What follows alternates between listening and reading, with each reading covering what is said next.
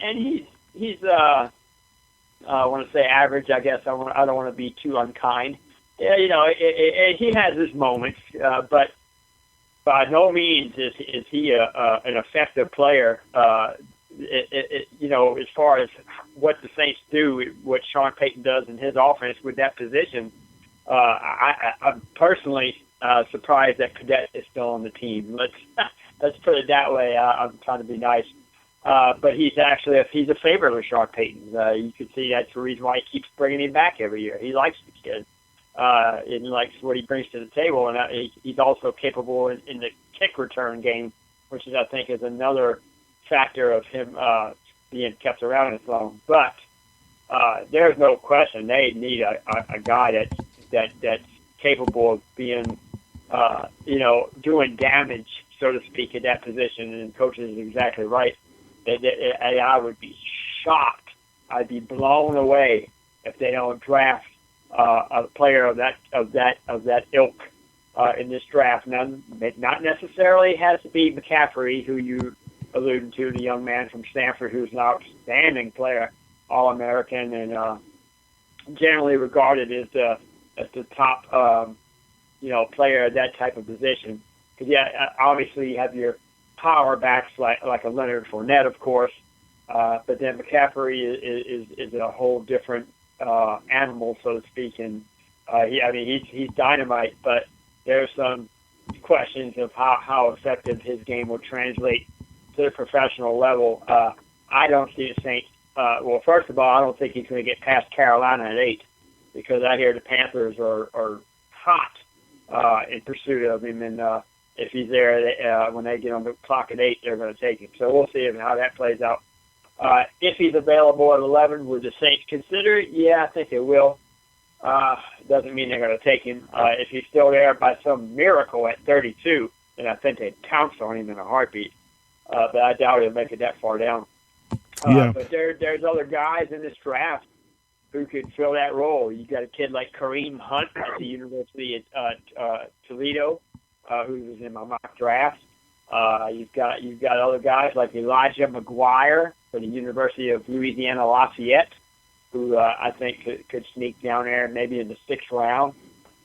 You got another kid named, hope I'm saying his name right, Tariq Cohen from North Carolina A&T, kind of an under-radar type of guy, but it's really, really fun to watch. You got another kid, I think it's TJ, I think it's Langston. I don't remember his last name. I apologize for forgetting his name, but there's so many. At this time of the year, I'm trying to remember so many names, and it's just impossible to remember them all. But I run it back for the University of North Carolina, and man, is he fabulous. He's just dynamite. He kind of reminds you of C.J. Spiller a little bit when C.J. Spiller was at Clemson. So just a lot of guys out there who can fill that role. And so to me, the Saints don't have to go early with that position and with a kid like McCaffrey. Not that you'd mind getting a type of talent that McCaffrey brings to the table, but man, this team has got to fix this defense. And if I may, I'll just throw in my 2 cents on the Adrian Peterson move. And again, I got to agree with Coach, and that's what I put in my article a couple of days ago. That's up on the website. Is I want to know how much gas does he have left in the tank. Now, we've seen all these videos that are being posted on Twitter where he's doing all these workouts and doing these magnificent physical feats that he's trying to prove to everybody that he's still in great shape. I think he's got a little bit of a chip on his shoulder, because he's 32 and he has, as Coach alluded to, he's been inactive basically for the last 2 years. And he's got he's heard the talk of, people like me questioning whether he still got it or he don't, so we'll see. I don't, I'll give him the opportunity to show what he can do, but what I don't like, just from a personal perspective, is I don't like Saints fans getting their hopes up too high on this guy. Look, there's no question he's a Hall of Famer. He's going to be in the Hall of Fame. He's one of the greatest running backs to play the sport. Definitely of this generation, anyway. I don't know if I would put him in the Walter Payton, Jim Brown category. But certainly he ranks up there with the Emmitt Smith and those type of guys of the more modern era, and in the 1990s and turn of the century type of era that we're in now. But 32 years old for a running back, usually in the NFL, is almost the end of your career. Yeah, so, he's a senior citizen. He's a senior citizen as a running back. Granted, it's Adrian Peterson now. This is Adrian Peterson. This ain't any typical running back. And right. I understand that. And that's why I made the comparison in that same article to Emmitt Smith going to Arizona, because Emmitt Smith had pretty much people had written him off at Dallas, pretty much saying he was done for, and he went to Arizona and nobody was expecting much. And then in his last year, he almost rushed for 1,000 yards. I think he had 937 yards, and was still effective. It wasn't great, but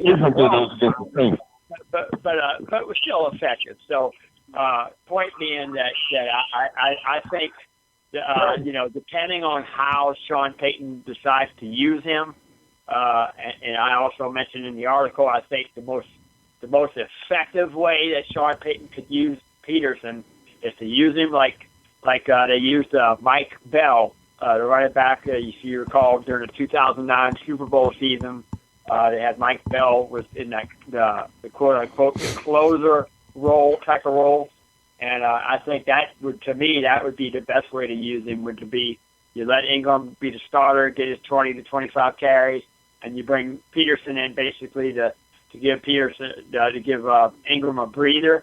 But then also, you could kind of change the pace of the game and switch from one back to the other. And, and another thing to remember is that Adrian Peterson at Minnesota, two things. He didn't have a quarterback. His best quarterback in the entire time that he played there was probably either Teddy Bridgewater or Sean Hill, which is not saying a whole lot, okay? Right. He always was facing 8 men in a box. They were they were poised and lined up, ready to stop him as soon as he got the ball, and he still ran for 2,000 yards that one season. So imagine if they try to put 8 men in a box on him now with the Saints, and Drew Brees is the quarterback. Man, Drew Brees is going to have a field day to stick 8 men in the box on Peterson now. So, yeah, and Barry, a lot of dynamics that go into it.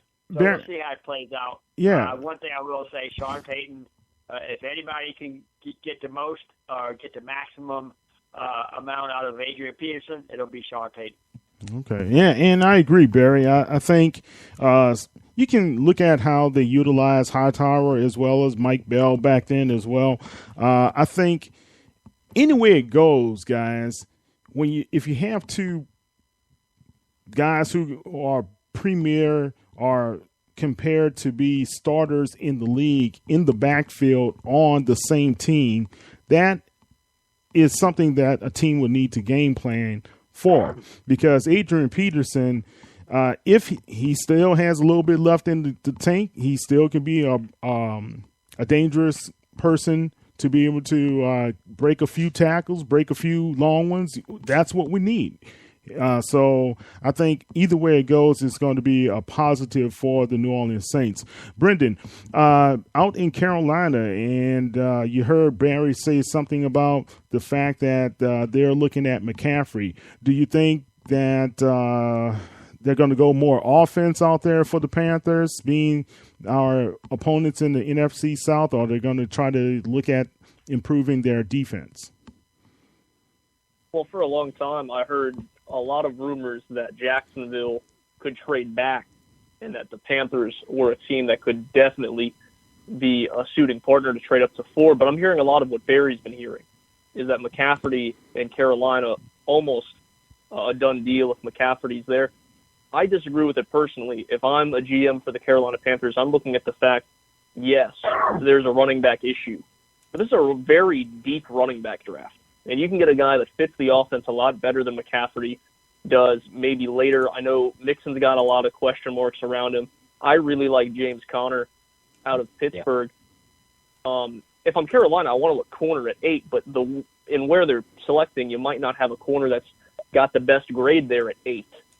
So I could see McCafferty going in the first round. Carolina later in the draft, I could definitely see trying to find a corner of some type. They got to find a way to replace Ted Ginn. I think that's the most underrated signing, or one of the most underrated signings throughout free agency, is not because Ted Ginn's a guy who's going to be flashy, give you a ton of numbers right out the gate, but because he does take a top off the defense. And you look at the year that the Panthers go 15-1, he was able to do so. Now, if you throw 4 passes Teddy Ginn's way, he might catch one of them. But that one's going to be a big play. We already have a guy like that on the squad. His name is Coleman, man. I mean, listen, Ted Ginn takes the top off the defense. The one thing is that's what he's good at. That's what he's there to do. I don't know if I'd trust him carrying a newborn child, but he's able to take the top off the defense, get some attention. He's going to open things up for a guy like Coleman, a guy like Michael Thomas, Willie Snead in the slot even. So Carolina's definitely got to find a replacement for that. I know they went and got a guy out of Minnesota who does some very similar things, but I could see Carolina even trading down from 8 if McCafferty's not there. Maybe find a guy like John Ross fall in their lap later in the first round. Maybe find a way to get back into the first round. I don't think they're that desperate for it.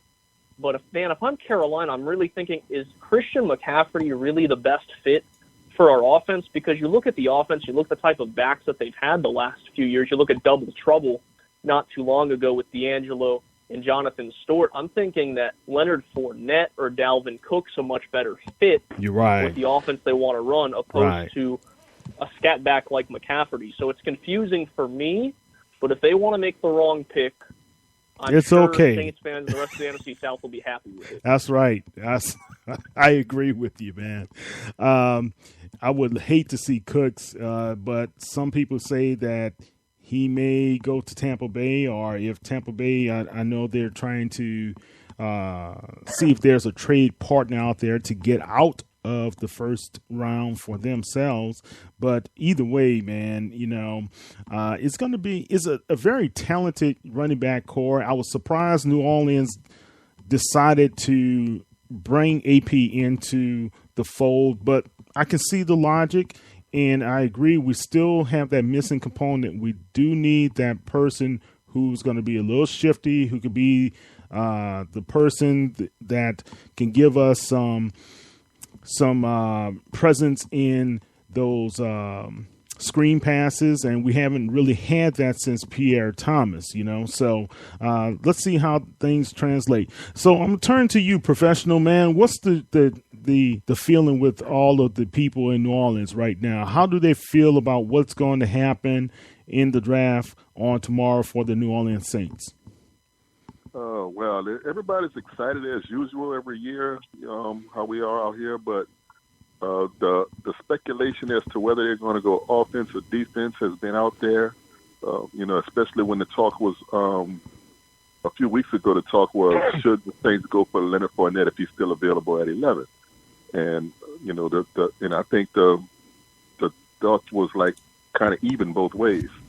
But since the acquisition of Adrian Peterson, I think that pendulum has switched the other way now, where everybody's saying first pick, use it for defense, definitely use for defense, and they're saying that most of what I'm hearing is that pass rusher, get somebody to be a pass rusher for us, and then maybe later down, if there's a good running back left, just sort of like Brendan was saying, there's a running back left at that 32nd spot, then maybe you can go with go and look for a running back or some type of offensive player on that spot. But yeah, it definitely everybody's saying let's get somebody to make our defense stronger with that first pick. Okay, if you want to join in with these great professionals that we have laid out in the panel, you guys can call in at 504-533-8444.